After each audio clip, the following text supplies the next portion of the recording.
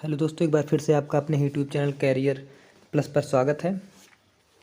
आज हम प्रत्यय टॉपिक लेकर आए हैं।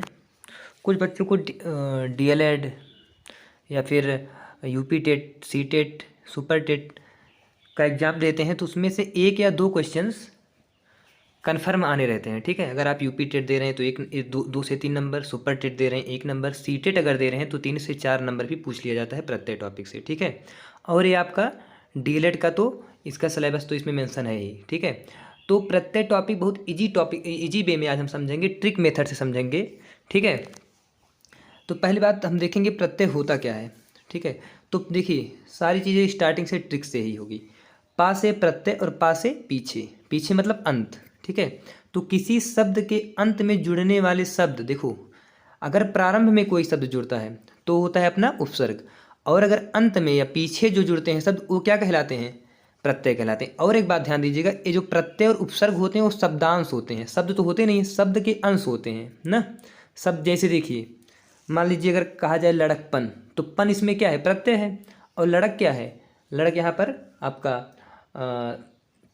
मूल शब्द हो जाएगा। तो ठीक है, तो ये जो उपसर्ग और प्रत्यय होते हैं शब्दांश अर्थात शब्द के अंश होते हैं।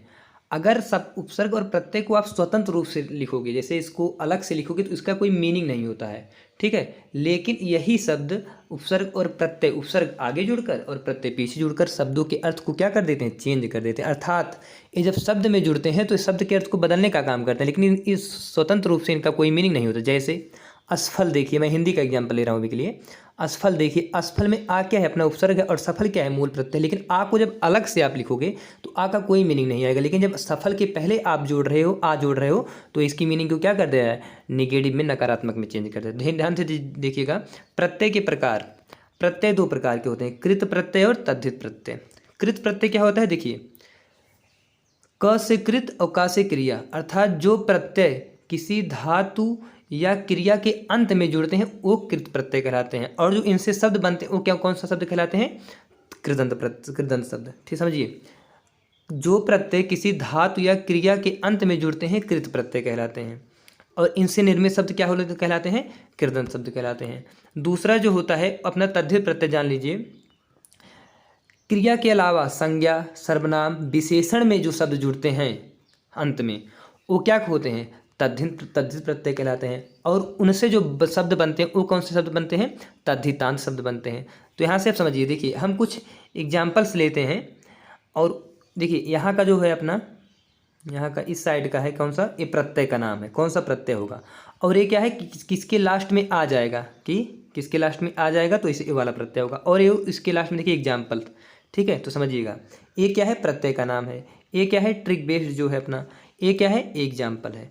तो देखिएगा, ये जो तह है, देखिए पठिता, हसिता, जिसके लास्ट में तह आ जाए उसमें हमेशा अक्त प्रत्यय होता है। इसे बोलते कैसे? कत नहीं बोलते, अक्त बोलते हैं।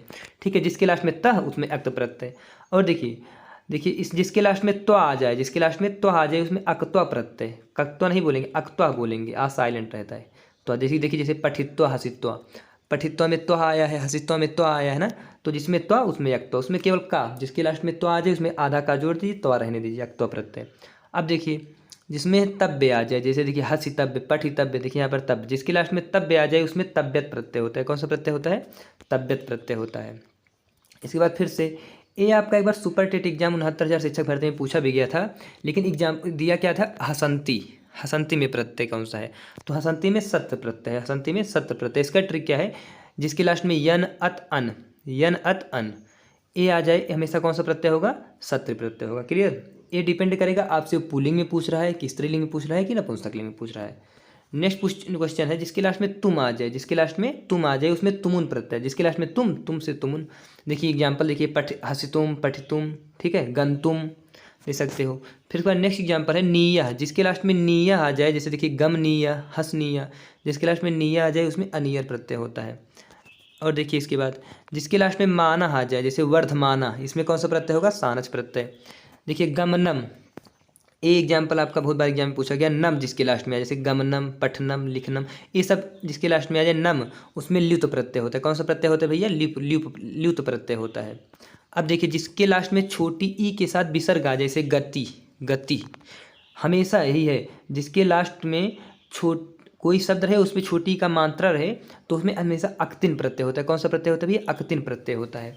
अब देखिएगा, पठितवान हसितवान, जिसके लास्ट में वान आ जाए, जिसके लास्ट में वान आ जाए, इसमें हमेशा अक्तत्व प्रत्यय होता है। कौन सा प्रत्यय होता है? अक्तत्व प्रत्यय। ध्यान से देखिएगा, यहाँ पे मानह आया है, यहाँ पे मानह में सानज प्रत्यय होता है, लेकिन वान में कौन सा प्रत्यय होता है? वान में हमेशा अक्तत्व प्रत्यय होता है। नेक्स्ट क्वेश्चन, अगर आपका पहला जैसे कि पर, पट, आगत है ना, देखिए पर अपना क्या है? उपसर्ग है, पट क्या है? पट धातु है, और लास्ट में या है। देखिए यही, अगर आपका उपसर्ग आए या फिर उसके बाद या आए, नहीं उपसर्ग आए, इसके बाद आपका धातु आए, इसके बाद लास्ट में या आ जाए, पर, पट, आगत, ठीक है, तो उसमें हमेशा लेप प्रत्यय होता है। कौन सा? हमेशा लेप प्रत्यय होता है। ध्यान समझिएगा, पहले देखिए उपसर्ग, पर क्या है? अपना उपसर्ग है, इसके बाद पट क्या है? यहाँ पर धातु है, या क्या है? शब्द है। ये जब आपका उपसर्ग प्लस धातु प्लस या का कॉन्सेप्ट बने तो हमेशा लेप प्रत्यय। देखिएगा जैसे आगत, आ क्या है? अपना उपसर्ग है, गम क्या है? यहाँ पर धातु है, या क्या है? अपना शब्द है, वर्ण है।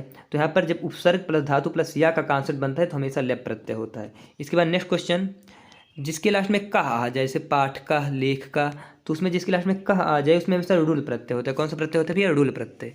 इसके बाद देखिए, पाठका को यही आप का को काट के वही ठा पे, मतलब जो बच रहा है उसका का को काट दीजिए, उसके बाद जो बच रहा है उस पर अगर विसर्ग आ जाए तो हमेशा घन प्रत्यय होता है। कौन सा प्रत्यय होता है? घन प्रत्यय। जैसे पाठा, लेखा, मतलब, और उस शब्द जो है सार्थक शब्द होना चाहिए। सार्थक शब्द मतलब जैसे पाठ, यहाँ पर पाठ क्या है? हमें पता है शब्द दो प्रकार के होते हैं, सार्थक और निरर्थक। सार्थक शब्दों का अपना अर्थ होता है, ठीक है। अब देखो लेख, लेख का भी अपना अर्थ होता है ना। तो सार्थक शब्द प्लस विसर्ग का जब कॉन्सेप्ट बने तो हमेशा घन प्रत्यय। कौन सा प्रत्यय भैया? घन प्रत्यय। इसके बाद त्रिच प्रत्यय आता है। त्रिच प्रत्यय से ज़्यादा क्वेश्चन पूछे नहीं जाते हैं, लेकिन तब भी जाने रहिए।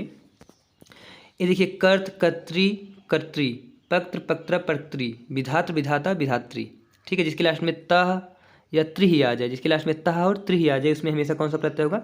त्रिच प्रत्यय। तो एक बार अब मैं फिर से दोहरा दे रहा हूँ, जिसके लास्ट में तह आ जाए, जिसके लास्ट में तह, उसमें कौन सा प्रत्यय? अक्त प्रत्यय। क्लियर।